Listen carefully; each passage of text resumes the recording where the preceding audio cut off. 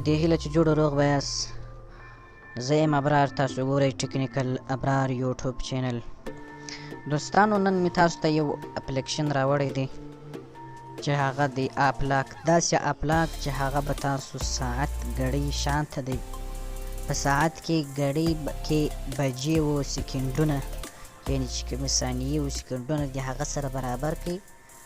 نو تاسو به د هغه ساعت څخه ګټه واخلئ. په هغه کې تاسو تصویران پټولی شئ، په هغه کې تاسو ویډیووې آډیووې پټولی شئ، چې خپل کم فایلونه یې هغه تاسو پټولی شئ. هغه اپلیکشن چې دی زه به اوس تاسو ته راولم. نو دوستانو اپلیکشن چې دی د کلاک په نامه دی. دغه اپلیکشن چې تاسو وینئ دغه اپلیکشن دی. دغه اپلیکشن ته سمپلی تاسو راتګ وکړئ. نو دغه اپلیکشن کې تاسو کولی شئ چې خپل هر ډاکومنټ، خپل هر آډیو، خپل هر ویډیو، خپل هر پکچر تصویر چې تاسو پټوئ هغه پټولی شئ.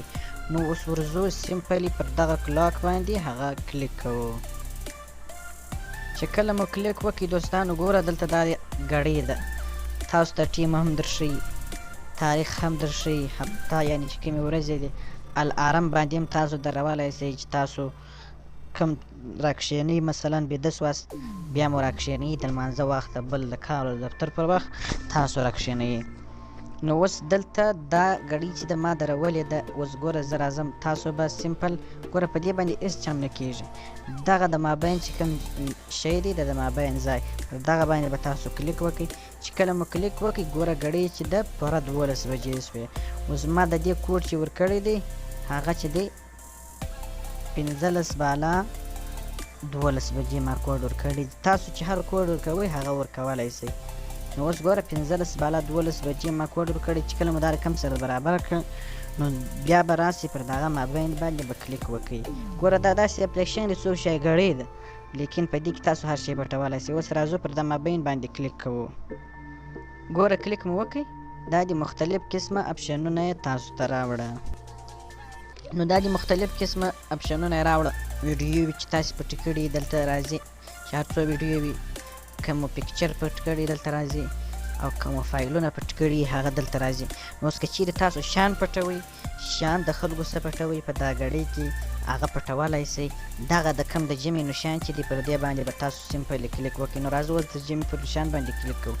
چې کله مو کلیک وکړئ ګوره په دې کې فولډر جوړولی شئ، کیمرا سته په کیمرا باندې تصویر اخیستلی شئ، پټولی شئ، فایل پټولی شئ، آډیو چې هر څومره ستاسو سره نعتونه یې غزل یې هغه پټولی شئ، او ویډیو یې پټولی شئ، او د هغه رقم پکچرونه هغه پټولی شئ. نو اوس مثلا موږ راځو یو آډیو پټوو. ګوره یو آډیو ته راځو پټوئ. اوس چې هره آډیو پټوئ دلته به تاسو چې کوم نښانونه دي هغه نښان باندې به تاسو کلیک وکړئ. اوس راځو دغه اوله آډیو هغه پټوو. نو اوس راځو پر دې باندې مو کلیک وکړئ. ګوره د ټیک نښان راغلی چې اوس یې تاسو لاکوئ. دلته په کونج کې د لاک اپشن شته، دغه لاک اپشن باندې به کلیک وکړئ. موږ اوس راځو د لاک پر اپشن باندې کلیک کوو. ګوره کلیک چې مو وکړئ نو اوس په دې کې تاسو په کم دغه کې پټوئ. په ویډیو مثلا نیو فولډر، مثلا اوس موږ نیو فولډر ورته انتخابوو.